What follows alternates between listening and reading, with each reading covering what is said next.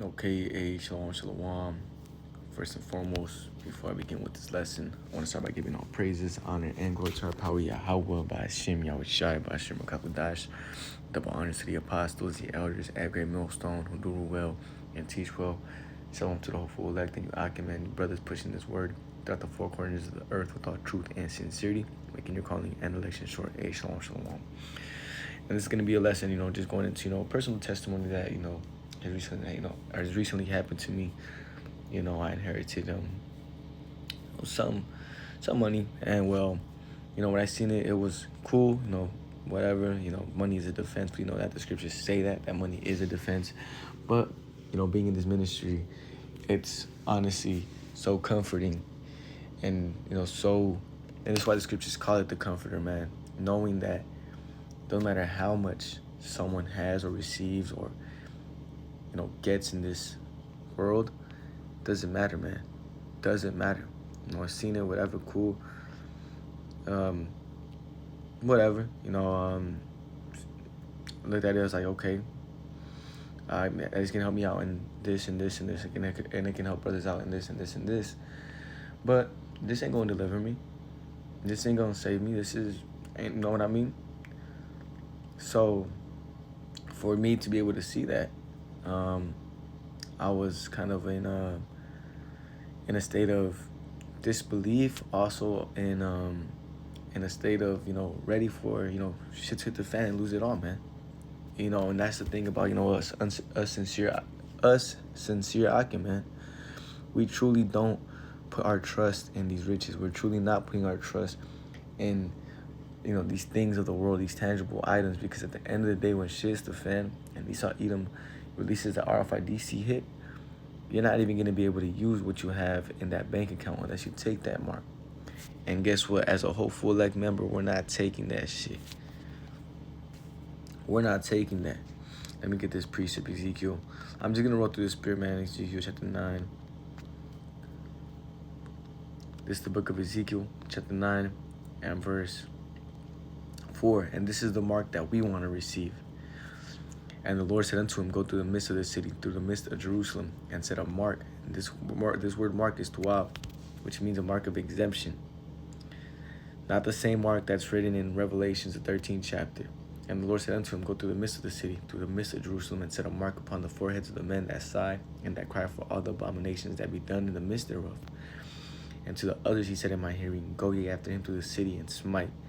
Let not your eyes spare, neither have ye pity. You see, who just passed away? That millionaire CEO of some insurance company. He just passed away, got murked. Showing you that money can't save you, man. It's on the hands of the Heavenly Father. And to the others he said in my hearing, go ye after him through the city, and smite. Let not your eyes spare, neither have ye pity. Slay utterly old, young, both maids and little children and women. You see the harshness and the reality of, this truth of, what's written in the scriptures and what's playing out in the world and getting ready to play out in the world. But come not near any man upon whom is the mark, and begin at my sanctuary. Then they began at the ancient men, which were before the house, you see. So you people that, and I'm going to read it in the book of Sirach, the 31st chapter, the brother Gamar, put, refresh that chapter, to my head. That money shit is going to be a big stumbling block unto you people, because that's the only thing you guys have going for yourself. You don't see anything past that. You don't have faith to where if you were to lose it all, that Yahweh Hashem Yahweh Shai is still going to find a way to feed you, still going to find a way to house you, give you water, and, your daily necessities, man. You truly have to have faith in that. You got to have faith to where, you're just out in, being a pilgrim, man. The scriptures even say that. Upon, in those evil days, be ye even as pilgrims upon the earth, man. A pilgrim doesn't have anything. A pilgrim doesn't have, savings. He can only carry as much as he can on his back, and he's moving from place to place. Okay, and that's what we're getting ready to, go into. And the thing is about that, pilgrim, you have to be an elect member, bro, to be able to make it, because say you are a, expertise in going out into the wilderness, you know how to start fires, you know how to live off the land, and so on and so forth. At the end of the day, you're still going to, how are you going to deliver yourself from a nuke? You make it all throughout Jacob's trouble, being a pilgrim, not being of the elect, right? Just off of your own pure, knowledge of, being able to live off the land. You're not gonna be able to. You're not gonna be able to defend yourself from a nuke, man. So, you lose both ways. This is the book of Sirach, chapter 31 and verse 1. Watching for riches consumeth the flesh, and the care thereof driveth away sleep. Don't be worrying about riches, man. What the fuck do you even need riches for? You should want money to only be able to take care of your loved ones, your needs, and and have your off days, right? Your Saturdays and Sundays or whatever, man. Your those days that you don't get off. That's the only thing you should really be striving to work for, man. And to have enough money to help brothers out, help the ministry, and everything else should be, just, excess. And if, you're able to, buy a house and a new car and even extra clothes, and some shoes that you may like or whatever, that's just, extra, man. That's just the Lord blessing you. Just pay attention to your needs and everything you're able to take care of as well. Verse 2, watching care will not let a man slumber, as a sore disease break his sleep. The rich that has great labor in gathering riches together. The rich have great labor in gathering riches together. You see, and this is why, that's, the scriptures are, blunt, man. The scriptures are, they give you advice that, that's not normally happening in the world. What do rich people say? They hang around other rich people because, they're just on that frequency. And watch what it says about poor people. And when he resteth, he is filled with his delicates. The poor laboreth in his poor estate. You see, because they're not necessarily poor. And when he leaveth off, he is still in need. You still want more. You still need more. You're not satisfied with what you have. He that loveth gold shall not be justified, and he that followeth corruption shall not have enough, or shall have, and he that followeth corruption shall have enough thereof. Oh, dang. Shall have more than enough corruption. Gold hath been the ruin of many, and their destruction was present. And gold is talking about money. Verse 7. It is a stumbling block unto them that sacrifice unto it, and every fool shall be taken therewith. Not necessarily going into Baal, but sacrificing it as, you're just, you're killing your whole, time. You're putting money before, the ministry, and how about Shem Yahushai. That in itself, can be sacrificing into it. You just, everything you do is surrounded about money. There's no deepness about you. You don't know anything that's going on in the world, or you don't know any precepts. You don't know anything, and the only thing you do know is money. Okay. So, nonetheless, that's why I really wanted to, stop right there at verse 7 is, hey, man, don't let money be a stumbling block unto you. Don't let it, drive you away from the truth. Don't let it, take you away out. Don't let it take you out the truth. And if anything, use it for its purpose. Sirach 29 and 10.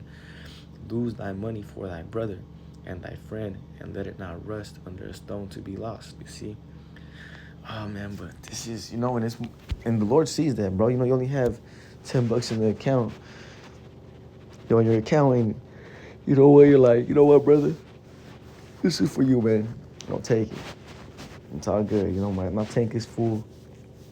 I'm able to make it to work, and I'm able to make it back. Right? I'm able to make that 10 back real quick. Handle. Okay? Hey, how about you, brothers gotta really have faith in this power, man. This is a true, he's not there to put you down 24/7. And yes, he will put you in the lowest state to see if you're still going to believe in him. Yes, he will put you in the lowest state to still see if you're going to, lean on your how much, shot for guidance. But it's a test. It's just like if you were to put your girl on a test. You take her out, whatever, you're around other people, and you just see how she's moving. You test her. The Lord does the same thing, man. He just does it on a higher level. He puts us in a position where, damn, bro, I feel like I need to do this to, make this happen. I feel like I need to do this to make that happen, I feel like I need to, but you're like, you know what? Nah, fuck that. I just gotta lean on your how about Shem Yahushai. That's what it is. And go ahead and do that, and the Lord, you know, is pleased with you, bro, and He'll give you more than enough. He'll give you way more than enough. You know? So, you know, don't let, you know, money be a stumbling block unto you. And truly, you know, when you have nothing in that account, when you don't even know how you're gonna, you know, feed your family or eat, man, you know, brothers that have been to that point, you know, always remember that day. You know, always remember those times. The scriptures even go into that. It says, you will forget.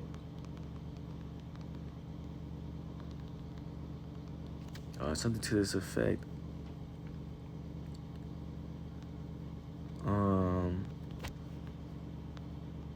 And prosperity. There you go. Forget it. Yep, there it is. Sirach 11 and 25. In the day of prosperity, there is a forgetfulness of affliction, man. So, you know, always remember that. And in the day of affliction, there is no more remembrance of prosperity.